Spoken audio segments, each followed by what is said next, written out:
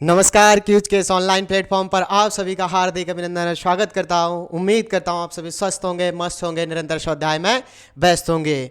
और आज हम बात करने वाले हैं वरिष्ठ अध्यापक 2024 को लेकर के। उसी के सापेक्ष में हम बात करेंगे जो विगत परीक्षा हुई है उसके भी बारे में। कितने पद थे, कितने महीनों के अंदर उन्होंने नोटिफिकेशन जारी किया, किस तारीख को आपके एग्ज़ाम के फॉर्म भरे गए थे और किस तारीख को आपका एग्ज़ाम लिया गया था, उन सभी की चर्चाएं हम करते हुए आज इस कक्षा के अंदर बिल्कुल जानने वाले हैं। आपकी योग्यता क्या क्या रहने वाली है, सिलेबस क्या रहने वाला है और पद कितने संभावित आ सकते हैं, संपूर्ण जानकारी के साथ में आज मैं इस क्लास को होस्ट कर रहा हूं। तो एक बार पुनः आपका हार्दिक अभिनंदन और स्वागत कर देता हूं। ठीक है, लग चुकी है तलब मंजिल की, अब खुद को आग में झोंक देंगे। लग चुकी है तलब मंजिल की, अब खुद को आग में झोंक देंगे। और इसी जोश और जुनून के साथ में हमें अपनी जो अध्ययन है उसको निरंतर आगे जारी रखना है। ठीक है ना, चलिए तो शुरुआत करते हैं हम इस कक्षा का। ठीक है, तो आप सभी का पुनः हार्दिक। पिछली बार की बात करूं मैं, पिछली बार जो विगत भर्ती हुई थी उसके अंदर जब हम देखते हैं तो उसके अंदर पद थे आपके 9760। ठीक है, पिछली जो भर्ती करवाई गई थी गवर्नमेंट के द्वारा वो करवाई गई थी आपके 9760 पदों पर। उसके मैं नोटिफिकेशन की बात करूं तो नोटिफिकेशन जारी किया गया था आपको 5 अप्रैल 2022 को। अप्रैल के बाद में ही 11 अप्रैल से फॉर्म भरना प्रारंभ हो गए थे जो आपके 10 मई तक चले थे। ठीक है, बात करूं एग्जाम की तो आपका एग्जाम करवाया गया था दिसंबर 2022 के अंदर। ठीक है, तो ये कुछ पिछली भर्ती है जिससे आप देख सकते हो फॉर्म भरने के बाद में मई से आपका दिसंबर के अंदर एग्जाम करवाया गया था। अप्रैल में ही नोटिफिकेशन जारी हुआ और उसके तुरंत बाद आपके फॉर्म भरना चालू कर दिए गए थे। ठीक है ना, तो ये कुछ पुरानी बातें हैं जिनसे हमें ये देखने को मिलता है कि आखिर सरकार कितना जल्दी कर सकती है या बोर्ड इसके लिए कितने जल्दी अपने कार्यशैली को अपनाता है। ठीक है, तो अभी जैसा कि आप सभी ने पढ़ा होगा वो न्यूज़ की कटिंग जिसके अंदर आपने देखा था डीपीसी प्रक्रिया के द्वारा भी यहाँ शिक्षकों के पद भरे जाने हैं। और वहीं हम बात करेंगे कितने पद की वैकेंसी ये रह सकती है। ठीक है, उसके बाद में हम एक और लेक्चर पर बात करेंगे स्कूल व्याख्याता को। फिर फिलहाल अभी हम सेकंड ग्रेड को लेकर के बात कर रहे हैं। ठीक है, चलिए तो आगे चलते हैं। अब बात करते हैं 2024 में जो हमारी इस वर्ष वैकेंसी आने वाली है उसके बारे में। ठीक है, तो मैं आपको जो संभावित तिथि है उसके अनुसार बता रहा हूं। जैसा कि उन्होंने 100 दिन की कार्य योजना के अंदर बताया गया है और एक महीने के अंदर 30 दिन के अंदर उन्होंने ये पूछा है कि आपके यहाँ पर कितने रिक्त पद हैं और उस रिक्त पद को बता करके आप बोर्ड को अभ्यर्थना भेजोगे। ठीक है, तो उसी के आधार पर ये मैप और आपकी ये कार्यशैली को बनाया गया है। ठीक है, तो उस हिसाब से बात करूं मैं नोटिफिकेशन कब तक आ जाएगा तो मैं मान के चल रहा हूं कि आपका फरवरी से मार्च के मध्य तक नोटिफिकेशन आसानी से आ जाएगा। ठीक है ना, अब नोटिफिकेशन आने के बाद में हमने पिछली बार में देखा था कि नोटिफिकेशन के तुरंत बाद फॉर्म भरना स्टार्ट हो गए थे। ठीक है ना, तो उसके फॉर्म भरने के बाद में हम 4-5 महीने लेकर के चलते हैं कि तैयारी को कोई भी बोर्ड हो वो अवश्य देता है। उसके बाद में हम बात करें उसकी संभावित तिथि यानी एग्जाम कब करवाया जा सकता है, उसकी संभावित तिथि की मैं बात करूं लास्ट है आपका सितंबर अक्टूबर। ठीक है ना, यानी कि इस 2024 के जाते जाते या जाने से पहले आपके यहाँ पर आपके खुद आप किसी स्कूल में नियुक्त होंगे। इसी उम्मीद और इसी जुनून और इसी हौसले के साथ में आपको तैयारी भी सुचारू रखनी है। ठीक है, पोस्ट की बात करूं मैं, हालांकि यहाँ 5 से 6 हज़ार लिख रखा है लेकिन मैं तकरीबन मान के चलूं तो आपके 7 से 8 हज़ार की वैकेंसी ये होने वाली है। क्योंकि अभी हमने देखा था डीपीसी प्रक्रिया के द्वारा जो आपके सेकंड ग्रेड के टीचर हैं उनको क्रमोन्नत कर दिया गया है, तो अब उनकी जगह खाली और पहले से जो पद रिक्त हैं उनको मिला करके ये बहुत बड़ी वैकेंसी होने वाली है। तो मैं बात करूं सेकंड ग्रेड और फर्स्ट ग्रेड इन दोनों के लिए तो बहुत ही शानदार मौका रहने वाला है। चलिए हम थोड़ा सा और आगे बात करते हैं। तो नोटिफिकेशन आपका फरवरी मार्च तक आ जाना चाहिए और संभावित जो एग्जाम तिथि है सितंबर अक्टूबर, और हमें इसी को ध्यान में रखते हुए अपनी पढ़ाई को जारी रखना है। ठीक है, ऐसा नहीं जब फॉर्म भरे जाएंगे तब तैयारी करोगे। ठीक है ना, तो ऐसे बहुत हैं हमारे भाई बंधु जो कि पहले से तैयारी कर रहे हैं। कम से भी कम आपको 6 महीने प्रॉपर तरीके से देने होंगे तब जा करके आप इस एग्ज़ाम को निकाल सकते हो। ठीक है ना, वो भी रेगुलर थी। और अगर 1 साल और देते हो तो बहुत ही बेहतर है। आपको आपकी जो कट ऑफ है उससे थोड़ा सा अच्छा ले आते हो तो आपके आसपास का स्कूल मिल जाता है। ठीक है ना, चलिए तो आगे हम बात करते हैं और बातों को लेकर के। अब एग्जाम पैटर्न की बात करूं मैं, एग्जाम पैटर्न की बात करते हैं तो हमें पता है इसके अंदर 2 पेपर होते हैं। पहला जीके का, जो सभी सब्जेक्ट के लिए, चाहे किसी से हिंदी से दे रहे हो आप, सामाजिक से दे रहे हो, साइंस से दे रहे हो, किसी से भी दे रहे हो, आपके लिए क्या है, कंपलसरी रहने वाला है। ठीक है, तो आपका जो पहला पेपर है वो आपका 200 अंकों का रहने वाला है। बात करूं क्वेश्चन, तो क्वेश्चन रहने वाले हैं आपके 100। ठीक है, अभी हम बात करेंगे कि पहले पेपर में कौन कौन से टॉपिक्स हैं या कौन सा सिलेबस है, उन सभी को लेकर के भी बात करेंगे। ठीक है, दूसरे पेपर की बात करता हूं मैं, जो कि आपके सब्जेक्ट से होने वाला है। किससे होने वाला है, सब्जेक्ट से। ठीक है ना, आप किस सब्जेक्ट से उसको देना चाहते हो। ये आपका होगा 300 अंकों का और क्वेश्चन रहने वाले हैं 150। मैं बात करूं 500 अंक से आपकी मेरिट का निर्धारण किया जाएगा। ठीक है, कितने से, 500 अंक से आपकी मेरिट का निर्धारण किया जाएगा। पहला एग्जाम होगा आपका जो कंपलसरी है। कैसा है, कंपलसरी है, सभी के लिए देना अनिवार्य है। और आपका जीके एंड एजुकेशन साइकोलॉजी का ये होता है। ठीक है ना, जीके का ही होता है। ठीक है, तो आपके पहले में 100 क्वेश्चन आएंगे 200 अंक के, सेकंड में आपके 150 क्वेश्चन आएंगे और 300 अंक के, और ये सब्जेक्ट से पूछे जाएंगे। ठीक है, चलिए मैं आगे बात करता हूँ पेपर फर्स्ट को लेकर के। ये आपका 2 घंटे का होने वाला है और 2 घंटे में आपको 100 क्वेश्चन सॉल्व करने हैं, जिसके अंदर मैं मेजर बात करूं कि आपको राजस्थान का जीके, राजस्थान के जीके में आपको हिस्ट्री, कल्चर और ज्योग्राफी, पॉलिटिकल, ठीक है ना, और राजस्थान का इकोनॉमिक, इन सभी चीज़ों को आपको उसमें रखना है। ठीक है, आगे बात करूं मैं करंट अफेयर्स, जो राजस्थान का पूछा जाने वाला है। ठीक है, थर्ड बात करूं मैं इंडिया और वर्ल्ड, इसमें इंडिया के आपको पॉलिटी भी पढ़नी है, इंडिया की आपको सोशोलॉजी थोड़ी सी, ठीक है, आपको हिस्ट्री भी पढ़नी है, आपको ज्योग्राफी भी पढ़नी है, वहीं वर्ल्ड के कुछ टॉपिक्स लगे हुए हैं उनका भी आपको अध्ययन करना है। ये पहले पेपर की बात कर रहे हैं जो सभी परीक्षार्थियों के लिए समान रूप से नियम लागू होंगे। ठीक है, सेकंड की बात करूं मैं हमारी साइकोलॉजी। ठीक है ना, साइकोलॉजी से भी 20 क्वेश्चन पूछे जाने हैं। ठीक है, अब इसके अंदर आपकी 1/3 नेगेटिव मार्किंग रहने वाली है, यानी 1/3 आपका क्या रहने वाला है, नेगेटिव मार्किंग रहने वाली है। और आपको इस पहले पेपर के अंदर 40% न्यूनतम अंक लाने होंगे। अगर आप इस 40% का क्राइटेरिया पास नहीं करते हो तो आप सेकंड सब्जेक्ट में, यानी खुद के मेन सब्जेक्ट में, पेपर सेकंड में आप कितना भी अच्छा स्कोर कर लो, आपका सिलेक्शन नहीं होगा। तो पहला ध्यान रखना है आपको, पहला जो पेपर है, पहला पेपर है, उसके अंदर आपको 40% न्यूनतम अंक लाने हैं। अब बात करूं मैं 40% कितना होगा, तो जब हम 200 का 40% निकालते हैं, यानी 80 नंबर, कितना, 80 नंबर तो न्यूनतम आपको लाने ही होंगे। ठीक है ना, 200 में से 80 आपको लेकर के आने होंगे, तो ही आप एलिजिबल हो सकते हो सेकंड पेपर के लिए। हालांकि पेपर तो दे सकते हो आप, लेकिन अगर आपका सिलेक्शन हो जाता है और 40% का जो न्यूनतम कोटा है उसे अगर आप प्राप्त नहीं कर पाते, तो आपके सेकंड सब्जेक्ट में चाहे आप 300 में से 300 लेकर के आओ तो भी आप, ठीक है, आगे खुद समझदार हो। आगे चलो बात करता हूं मैं सेकंड पेपर को लेकर के। सेकंड पेपर होने वाला है आपका 2.5 घंटे का, कितने का, 2.5 घंटे का, 2 घंटे 30 मिनट का होने वाला है। ये आपका सब्जेक्ट का होगा, किसका होगा, सब्जेक्ट का। ठीक है, और सब्जेक्ट में भी कैसे कि 10th प्लस और 10th और 12th लेवल से पूछे जाएंगे, दूसरा आपको स्नातक स्तर का पूछा जाएगा, और तीसरा आपकी टीचिंग मेथड, यानी कि जो आपकी शिक्षण विधियां हैं उनसे संबंधित क्वेश्चन रहने वाले हैं। ठीक है ना, तो सेकंड पेपर 2.5 घंटे का आपके सब्जेक्ट से, जिसमें 10th 12th ग्रेजुएशन लेवल। ठीक है, और फिर टीचिंग मेथड, जो कि आपकी सभी की जिस सब्जेक्ट से आप दे रहे हो उसकी टीचिंग मेथड आपसे पूछी जानी है। थोड़ा सा मैं आगे और बात करूं योग्यता को लेकर के, ठीक है, कि कौन कौन एलिजिबल है और कौन किस सब्जेक्ट के लिए फॉर्म अप्लाई कर सकते हैं। तो बात करूं मैं हिंदी,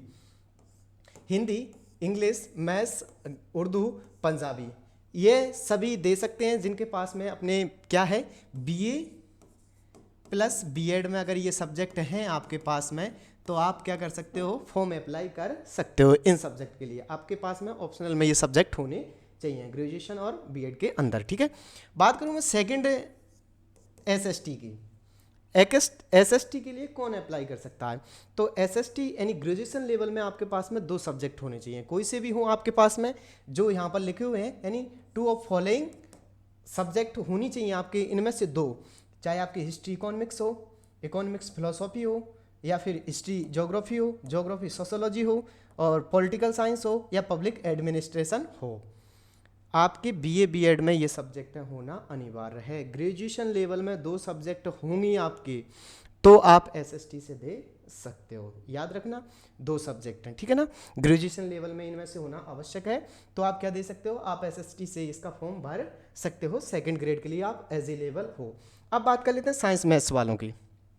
अब साइंस से आपको साइंस में अगर देना है तो साइंस के लिए आपके पास में क्या होना चाहिए, इनमें से 2 सब्जेक्ट हैं आपके पास, या तो फिजिक्स केमिस्ट्री जूलॉजी, यानी या तो फिजिक्स केमिस्ट्री हो, केमिस्ट्री जूलॉजी हो, जूलॉजी बॉटनी हो, बॉटनी माइक्रो बायोलॉजी हो, या फिर माइक्रो बायोलॉजी और बायो केमिस्ट्री हो, या फिर मैं यूँ कहूँ कि बायो केमिस्ट्री फिजिक्स हो, केमिस्ट्री माइक्रोबायोलॉजी हो, जूलॉजी बॉटनी हो। यानी कहने का मतलब यह है इनमें से कोई सी भी 2 सब्जेक्ट आपके पास में बीएससी में होना अनिवार्य है, तो आप फॉर्म भर सकते हो, या आप किसके लिए, साइंस के लिए एलिजिबल होते हो। ठीक है, दोनों समझ में आ गए। एसएस के लिए आपके पास में बताई हुई सब्जेक्टों में से कोई सी भी 2 सब्जेक्ट हो बीए पर, और बीएससी में इनमें से कोई सी भी 2 हो तो आप एलिजिबल हो। ठीक है, चलो आगे और थोड़ी सी बात कर लेते हैं।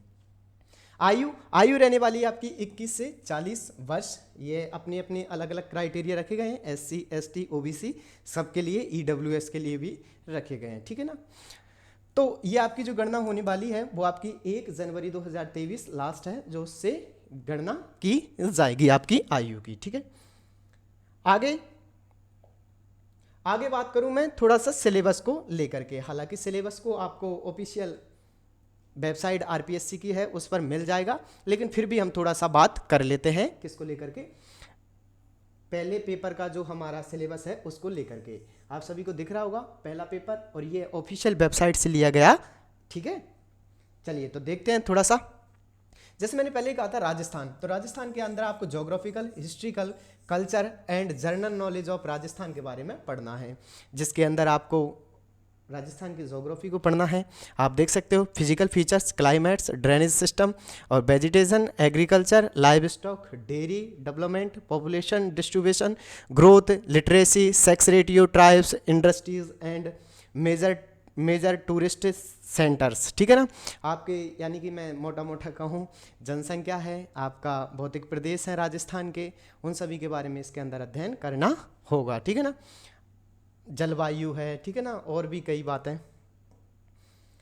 आगे बात करूं मैं आपको ancient culture and civilisation of Rajasthan, Kalibanga, Ahar, Ganeshwar और कौन सी, बैराट। ठीक है ना, इन सभी के बारे में भी आपको अध्ययन करना होगा। अब 18 से लेकर के 18वीं सेंचुरी तक, कौन सा, 18 से 18वीं सेंचुरी तक के जो इतिहास है उसके बारे में आपको जानना है, जिसमें गुर्जर प्रतिहार है। विश्व मोस्ट टॉपिक रहने वाला है गुर्जर प्रतिहार, हमेशा एक ना एक क्वेश्चन पूछा गया है, मैं ज़्यादा ध्यान दूंगा इस पर। ठीक है ना, और ऊपर की अगर मैं बात करूं, देखिए आपको सबसे अधिक जो क्वेश्चन बनने के चांस है, एक तो क्लाइमेट, ठीक है, जलवायु से हमेशा क्वेश्चन पूछा गया है और आप देख भी सकते हो। ठीक है ना, और दूसरा आपके पॉपुलेशन, जनसंख्या से हमेशा क्वेश्चन पूछा गया है, भौतिक भाग से हमेशा क्वेश्चन पूछा गया है। ठीक है ना, फिर मैं बात करूं साक्षरता से, लिंगानुपात से, और आपके किससे, पशु संपदा से और कृषि से, इनसे क्वेश्चंस हमेशा पुटअप किए जाते हैं। पर मैं ज़्यादा जोर आपके किस पर दूंगा, एक तो जनसंख्या वाले को अच्छे से पढ़ने जाए, जनगणना को। ठीक है ना, उसके अंदर ही सारा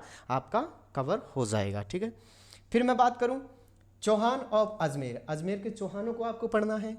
रिलेटेड विद द दिल्ली सल्तनत, यानी दिल्ली सल्तनत के साथ जो संबंध है उनको पढ़ना है। किस किस के, एक तो मेवाड़ का, रणथंभौर का और जालौर का। ठीक है ना, आगे बात करूं राजस्थान और मुगल, राजस्थान और मुगलों के संबंधों के बारे में जानना है, जिसमें आपको राणा सांगा के साथ, प्रताप के साथ, मानसिंह जो कि आमेर के शासक थे, चंद्रसेन, राय सिंह जो कि बीकानेर के शासक थे, राज सिंह जो मेवाड़ शासक थे, इनके संबंधों को विशेष फोकस करना है। बिल्कुल क्लियरिटी से उन्होंने समझा रखा है, इन टॉपिक से तो क्वेश्चन हमेशा पुटअप किए जाने हैं। ठीक है, आगे और बात करूं history of freedom struggler in the Rajasthan, revolution 1857 की क्रांति से क्वेश्चंस पुटअप किए जाते हैं। बिल्कुल पॉलिटिकल अवेकिंग, प्रजामंडलों को अच्छे से पढ़ के जाना है।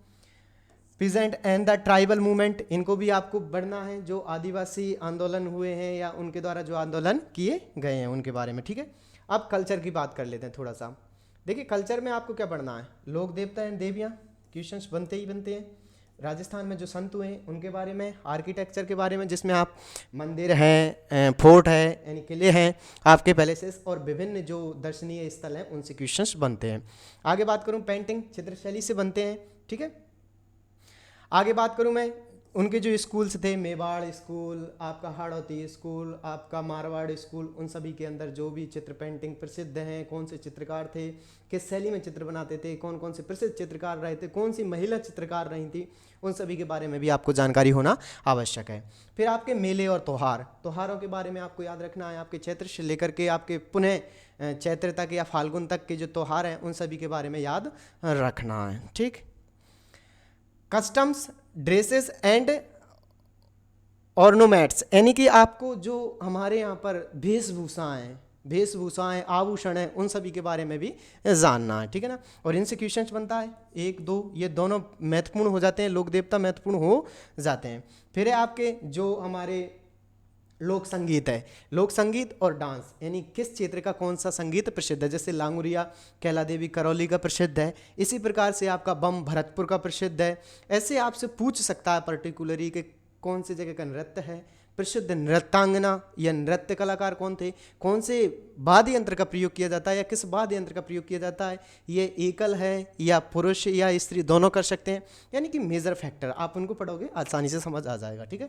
आगे बात करूं मैं लैंग्वेज एंड हमारे यहाँ पर कौन कौन सी भाषाएं बोली जाती हैं किस क्षेत्र में। जैसे हम बात करते हैं कोटा बारा झालावाड़ में, यहाँ पर हाड़ौती बोली जाती है, ठीक है ना। और आपके मेवाड़ की तरफ मेवाड़ी, रागड़ी, बागड़ी, ठीक है ना, अहिरवाटी, कई प्रकार की भाषाएं जो बोली जाती हैं, ठीक है ना। उन सभी के बारे में भी अध्ययन करना है। आगे आते हैं हम राजनीति पर, ठीक है। इसमें ऑफिस ऑफ गवर्नर यानी कि आपके राज्यपाल का जो रोल है यानी कि जो उनकी भूमिका है उनके बारे में पढ़ना है, ठीक है ना। फिर आपको चीफ मिनिस्टर मुख्यमंत्री जी को पढ़ना है, cabinet state council of minister और जो हमारी कैबिनेट मंत्री है मंत्रिमंडल है उसके बारे में भी अध्ययन करने वाले हैं। स्टेट सेक्रेटरी यानी कि जो हमारे मुख्य सचिव हैं उनके बारे में, सचिव से संबंधित क्वेश्चंस पुट अप किए जाते हैं। फिर आपको और भी राजस्थान के जो पब्लिक सर्विस कमीशन है जैसे राज्य मानवाधिकार आयोग है, आरपीएससी है और इन सभी के बारे में, राज्य मानवाधिकार आयोग है वगैरह वगैरह सबके बारे में अध्ययन करना है। आगे बात करूं मैं स्टेट ह्यूमन राइट कमीशन यानी कि राज्य मानवाधिकार आयोग के बारे में भी आपको अध्ययन करना है। पंचायती राज लोकल सेल्फ एडमिनिस्ट्रेशन यानी कि जो हमारा पंचायती राज है उसके बारे में भी आपको क्या करना है, अध्ययन करना है, ठीक। State legislative assembly in Rajasthan Vidhan Sabha के बारे में भी आपको अध्ययन करना, ठीक है। अब बात करते हैं करंट अफेयर्स, जो सबसे बड़ा मुद्दा रहता है। करंट अफेयर्स का कोई भरोसा नहीं है, कहाँ से पूछ ले और कब से पूछ ले। मैं कहूँगा 1 साल का जो भी है आप विशेषकर फोकस करें, विशेषकर राजस्थान पर। और राजस्थान में भी आपको किस किस पर, देखिए राजस्थान में आपको एक तो याद रखना है गेम्स तो कोई सा भी हो, गेम्स से क्वेश्चंस हमेशा बनते हैं और बेहतर क्वेश्चंस बनते हैं, ठीक है ना। तो स्पोर्ट्स गेम्स को तो आपको सबसे आगे रखना है, ठीक है ना। और जो बड़ी बड़ी बातें हैं जो हमारे यहाँ घटित होती हैं भारत के अंदर, और मैं तो यूँ कहूँगा विश्व में भी जो महत्वपूर्ण घटना है उनको भी आप बिल्कुल थोड़ा बहुत देखते रहें, ठीक है ना। तो करंट अफेयर्स आपका मेजर फैक्टर रहने वाला है क्योंकि इसमें हम कह नहीं सकते कहाँ से आएगा क्वेश्चन, कैसे आएगा, ठीक है ना। अब बात करने वाले हैं कि जो मेजर इश्यूज हैं वो भी आप अच्छे से देख सकते हो, ठीक है ना। आप रोज़ अपने कोई भी अखबार को रोज़ पढ़ें, ठीक है ना, उससे रिलेटेड क्वेश्चंस जो आपको मोस्ट लगे उनको नोट डाउन करते हुए आगे की ओर बढ़ते रहें, ठीक है ना। तो इसको जो मेजर फैक्टर रहने वाला है हमारा वो यही है। आगे बात करता हूँ मैं general knowledge of world and India की हमें थोड़ी बहुत सामान्य जानकारी होनी चाहिए। जैसे महाद्वीप हैं, महासागर हैं और हमारे जो ग्लोबल विंड सिस्टम है, एनवायरमेंटल इशूज़ हैं यानी कि जो हमारे पर्यावरणीय मुद्दे हैं उनके बारे में, ग्लोबलाइजेशन के बारे में, ठीक है ना, पॉपुलेशन डिस्ट्रीब्यूशन यानी जनसंख्या वितरण के बारे में पढ़ना है, किस महाद्वीप में कम पाई जाती है और किसके अंदर अधिक पाई जाती है, यहाँ पर पाई जाने के पीछे कारण क्या है क्या नहीं है, उनकी वजहों को भी अच्छे से पढ़ना है। महाद्वीपों के अंदर हमें जो 7 महाद्वीप हैं उनके बारे में अध्ययन करना है, किस महाद्वीप को किस नाम से जाना जाता है, किस महाद्वीप के अंदर कौन सी घास प्रसिद्ध है, किस महाद्वीप में कौन सी आपके मरुस्थल पाए जाते हैं, नदियाँ पाई जाती हैं, झीलें पाई जाती हैं, उन सभी के बारे में अध्ययन करना है। महासागरों की बात करूं, महासागर का क्षेत्रफल में सबसे बड़ा कौन सा, छोटा कौन सा गर्त पाया जाता है, कौन से वहाँ पर कटक देखने को मिलते हैं, कितने उसके अंदर द्वीप स्थित हैं, ठीक है ना, और किस वजह से, किस लिहाज से वो प्रसिद्ध हैं, उन सभी के बारे में अध्ययन करना है, ठीक है ना। आगे बात करूं मैं, माइग्रेशन, जो आपका अप्रवास है, उसको भी अच्छे से पढ़ना है। इंडिया की बात कर लेता हूं थोड़ा सा मैं।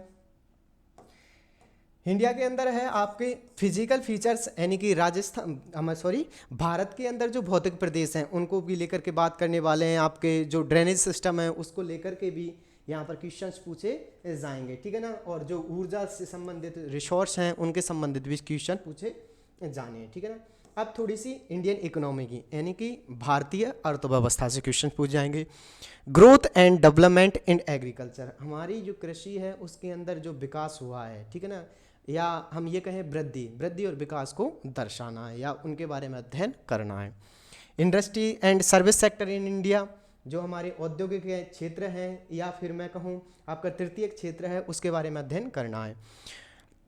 आपके विदेशी जो व्यापार है इंडिया के साथ वो कैसा है, उसके बारे में अध्ययन करना है, ठीक है ना, और अन्य जो महत्वपूर्ण मुद्दे रह जाते हैं उनके बारे में अध्ययन करना, ठीक है ना। बाद बाकी आपको जो सर पढ़ाएंगे वो और बेहतर तरीके से इसको समझा पाएंगे, ठीक है। आगे बात करूं मैं, Indian constitution, polity system and the foreign policy, यानी कि हमारे भारतीय संविधान और हमारे राजनीतिक जो व्यवस्था है और फॉरेन पॉलिसी यानी विदेश नीति के बारे में भी अध्ययन करना है, ठीक है ना। कॉन्स्टिट्यूशन में आपको एक तो 1919 का अधिनियम, भारत शासन अधिनियम 1935 को अच्छे से पढ़ के जाना है, ठीक है ना। आगे बात करूं मैं, हमें अंबेडकर जी का जो भारतीय संविधान में रोल रहा, भूमिका रही, उसके बारे में अध्ययन करना है।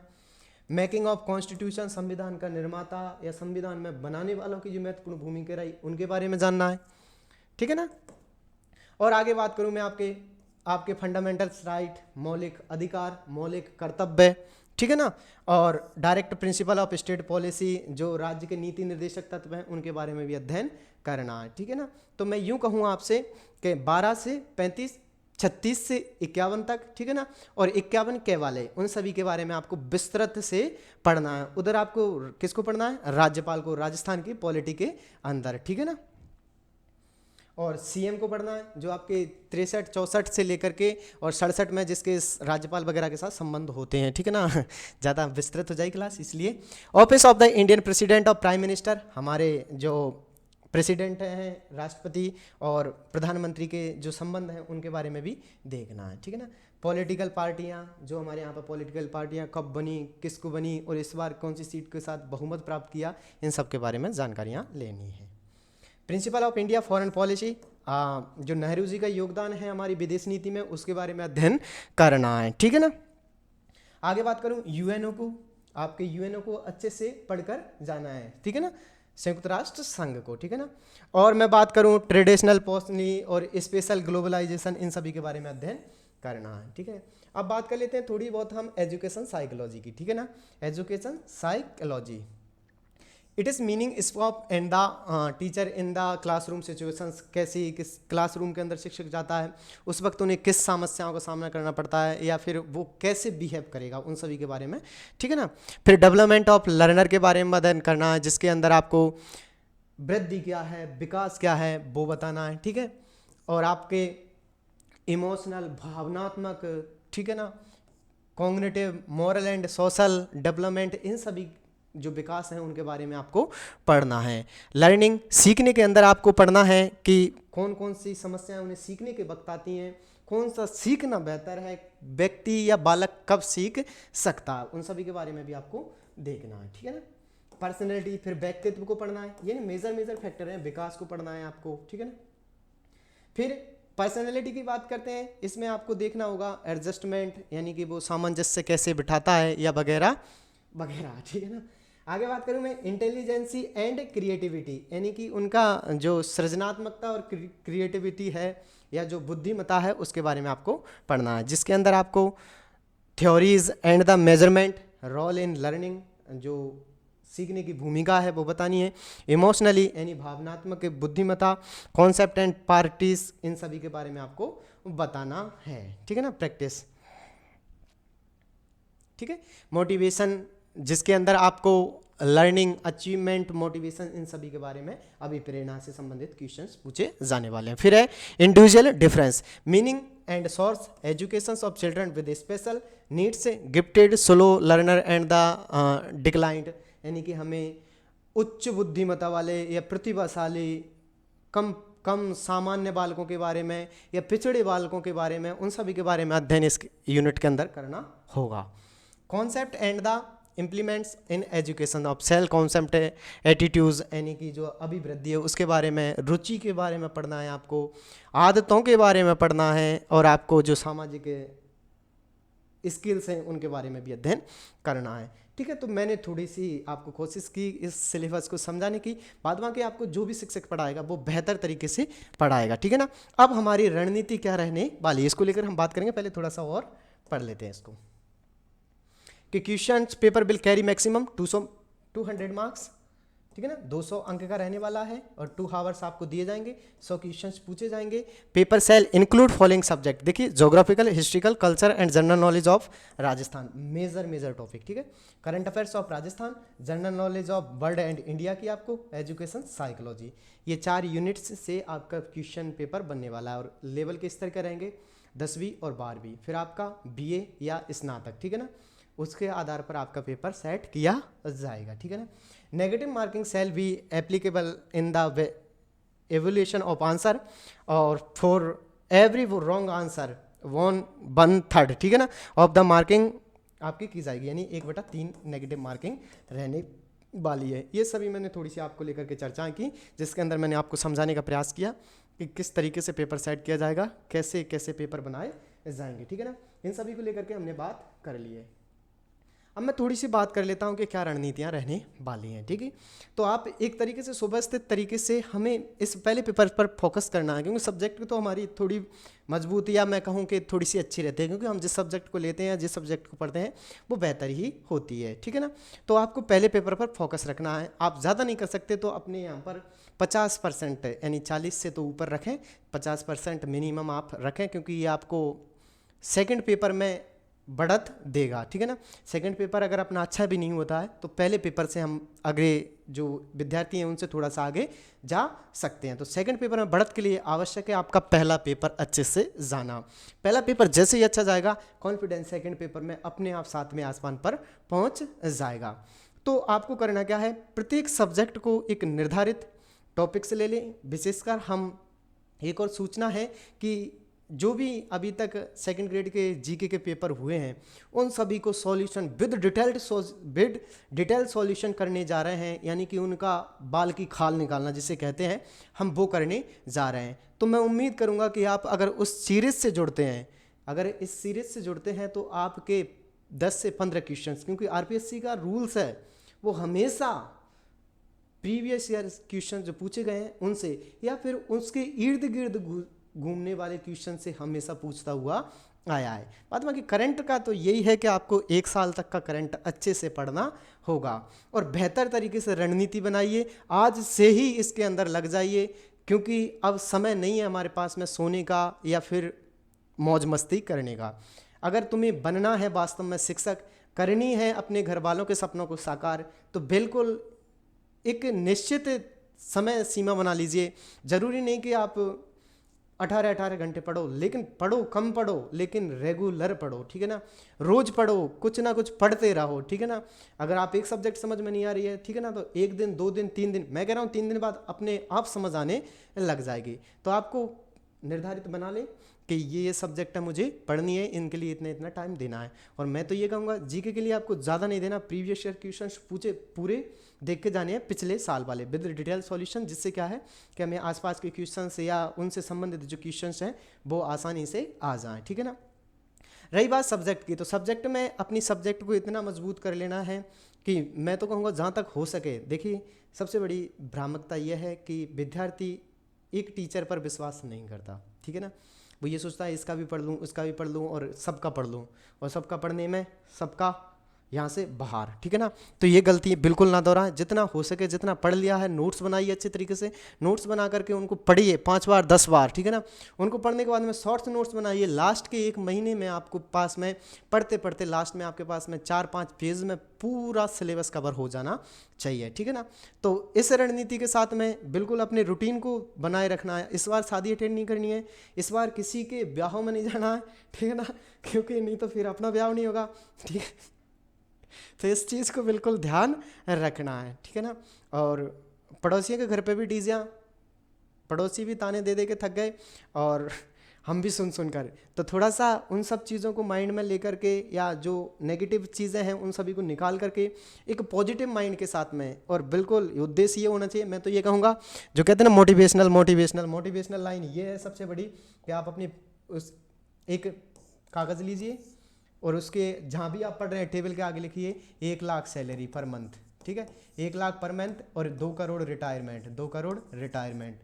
आप जब भी उस चीज़ को देखोगे मोटिवेशनल अपने आप बाहर आएगा, ठीक है, अपने आप तैयारी बेहतर होगी, ठीक है ना।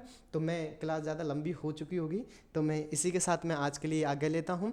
कभी हम सब्जेक्ट को लेकर के बातें करने वाले हैं, उनका कैसे क्या सिलेबस रहने वाला है। आज के लिए मुझे दीजिए इजाज़त, मिलते हैं कल किसी नए टॉपिक के साथ में। एक चीज़ याद रखनी है, with detail solution RPSC 2nd grade लेकर के आने वाला हूँ मैं आप सभी के बीच में। तो अगर आपको ये हमारी मेहनत पसंद आती है, प्लीज़ लाइक शेयर सब्सक्राइब, ठीक है ना। जय हिंद, जय भारत।